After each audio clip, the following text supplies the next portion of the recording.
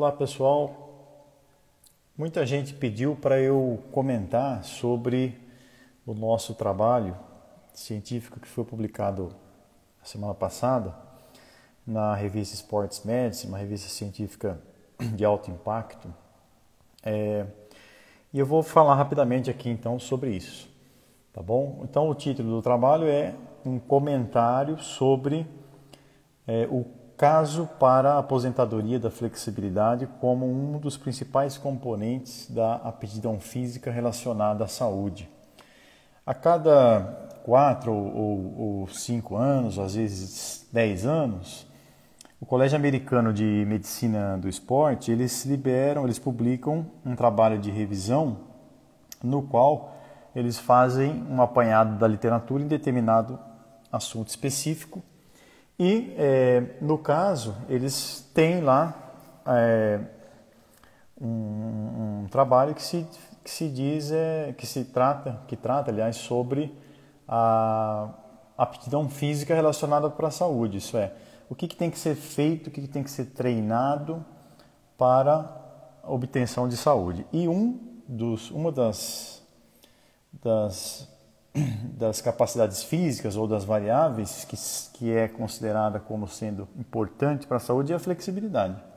Então, esse autor, que é um autor de uma universidade australiana, não sei se ele é americano ou australiano, Nuso, ele publicou esse trabalho. É um trabalho muito bem elaborado, muito bem escrito, senão não teria sido publicado nessa revista. Para vocês terem uma ideia, é uma revista científica considerada boa na nossa área. Se ela tiver um impacto acima de 2, já significa que ela é boa, ela é muito boa. Então essa Sports Medicine tem um impacto de quase 9, então ela é top, é excelente, tá? E aí, eu e o professor Moacir Marocolo, lá da UFJF, nós analisamos, na verdade, o trabalho do Nuso, e a gente resolveu mandar essa carta ao editor. O que é a carta ao editor? É uma crítica com base em evidências em relação a determinado trabalho que foi publicado. Tá bom? Então eu fiz aqui uma lista, aqui para, logicamente, não reler a nossa carta para o editor, né?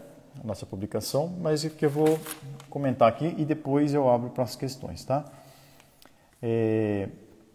Então, primeiro, todo o método de busca da revisão de literatura que esse autor fez, evidentemente foi um método muito robusto, então nós concordamos com tudo isso.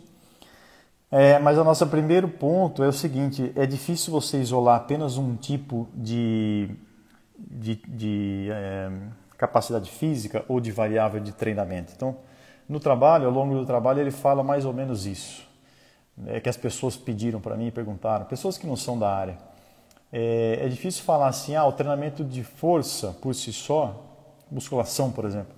A pessoa que faz musculação, ela melhora a força cronicamente e melhora também a flexibilidade, porque acaba trabalhando as articulações. Então, conclusão, a força melhora a força, o treinamento de força melhora a força e também a flexibilidade. E que o treinamento de alongamento, o exercício de alongamento, ele não melhora a força, apenas a flexibilidade. Então, quando você olha por essa análise, faz mais sentido realmente falar, bom, então o trabalho de força ele é mais importante. Por quê? Porque ele melhora vamos chamar de variáveis, duas variáveis importantes, que é a força muscular e a flexibilidade articular. Só que qual que é o nosso argumento que foi aceito? No mundo real, tanto pessoas comuns como atletas não fazem só trabalho de força ou só trabalho de alongamento, de flexibilidade. No mundo real, isso é, no dia a dia, as pessoas fazem um pouco de tudo, não é verdade? Então, para você falar que exercício X é melhor que exercício Y, teríamos que ter vários grupos comparando esses diferentes tipos de treinamento. E não é o caso, não parece ser o caso do que foi feito nessa revisão. Um terceiro aspecto é que os benefícios do alongamento e muitas pessoas, a maior desculpa para não fazer atividade física e é uma desculpa que às vezes é uma justificativa real, é o quê?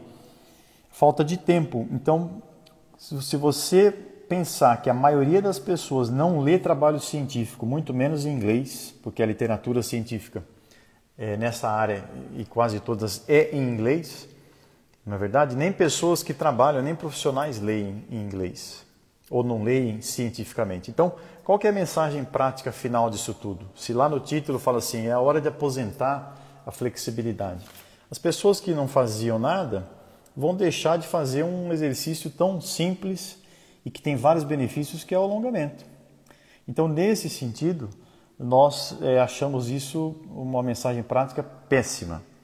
Por quê? Porque o alongamento, sem falar todos, apenas alguns aqui, e que nós colocamos nesse trabalho, é o quê? A pobre flexibilidade da região lombar está relacionada com... a pobre flexibilidade na região lombar está relacionada com lombalgias. E lombalgias é um dos piores problemas que existem hoje no nosso Sistema Único de Saúde. Portanto, você dá uma mensagem prática final que desestimula as pessoas de fazerem alongamento, pessoas que já não fazem nada, é extremamente negativo. Portanto, nós colocamos esse argumento e foi aceito. Além disso, um aspecto que tem sido deixado de lado, e dá para entender, não estou falando que isso está errado, é que o tecido miofacial, isso é, o tecido conjuntivo, para quem não conhece a anatomia, é aquela capinha que fica sobre o músculo, aquela capinha daquela carne que está no açougue, que você compra, é aquela capinha branca que está sobre o músculo. Essa é a fáscia muscular. Essa fáscia muscular ela envolve o músculo como um todo, mas também envolve cada um dos fascículos do músculo ou dos feixes, e dentro de cada fascículo, como se fosse uma fruta, por exemplo, os gominhos da laranja, dentro do fascículo, cada fibra muscular também tem a sua capinha, tem o seu tecido conjuntivo. E esse tecido conjuntivo, tecido conectivo ou tecido miofacial, ele é muito, muito negligenciado na ciência. E, mais recentemente, uma pesquisadora de Harvard, eu gosto muito dos trabalhos dela, resumindo, eles colocaram um rato para alongar, um rato alongava, o outro não alongava. Alongamento passivo, deixava lá 10 minutos alongando, quer dizer, um tempo longo, e mediam a inflamação antes e depois, e viram o quê? Que o alongamento, só alongamento, mais nada, reduzia a inflamação nesse rato que alongava. Um outro estudo desse grupo lá de Harvard mostrou que eles induziam um tumor no rato, e o rato que alongava tinha redução do tamanho do tumor também. Então, mostrando aí os potenciais benefícios do alongamento, que é um exercício que melhora a flexibilidade, na redução do tumor e na redução da inflamação. E todo mundo sabe que várias doenças, em última análise, elas têm relação com processos inflamatórios. Então, como que a gente pode desestimular isso? Na verdade, eu sei que o autor, por si só, no trabalho científico, não está desestimulando necessariamente. Ele está falando que ela seria secundária. Porém, repito, a mensagem prática disso, que vai chegar lá na extremidade, lá no público leigo, provavelmente vai ser negativa. Não é? Porque eu já vi muita gente falar assim, eu não alongo porque eu fiquei sabendo, fulano falou, nem sabe o que é, que diminui a potência. Então, se eu for lá fazer uma prova de natação, eu vou perder potência. Se eu for jogar bola, eu vou perder potência. Na realidade, esses estudos fizeram treinos muito intensos, muito volumosos de flexibilidade. Isso aí, imagina você alongar aí 5, 6 vezes, ficar na posição de alongamento intenso por 30 segundos a 1 minuto, e aí depois você vai fazer o esporte. Claro que a potência vai reduzir um pouco, mas e daí? Qual que é o problema de reduzir 10% numa pessoa que vai jogar bola, numa pelada ou no rachão, depende da região do Brasil? Não tem problema nenhum. E qual que é o benefício desse alongamento a longo prazo? Tá? Então, por isso que nós encerramos esse trabalho falando o seguinte, que as pesquisas em geral estão focando muito na folha, entre aspas, isso é, na flexibilidade.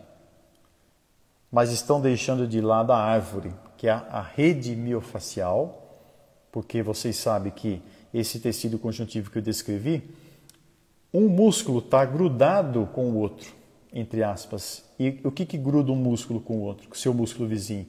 É essa fáscia. Então, se essa fáscia estiver encurtada, se ela estiver presa, entre aspas, ela vai bloquear a nutrição do tecido de forma adequada.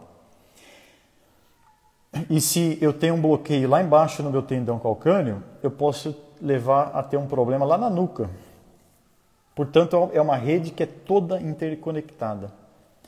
Nesse sentido, a flexibilidade seria a folha, a rede miofacial é a árvore, que envolve todo o organismo, e mais importante do que isso, nós terminamos dessa forma, falando que é a interação das diferentes capacidades físicas, do alongamento com essa rede miofacial e com os benefícios fisiológicos, físicos e psicológicos.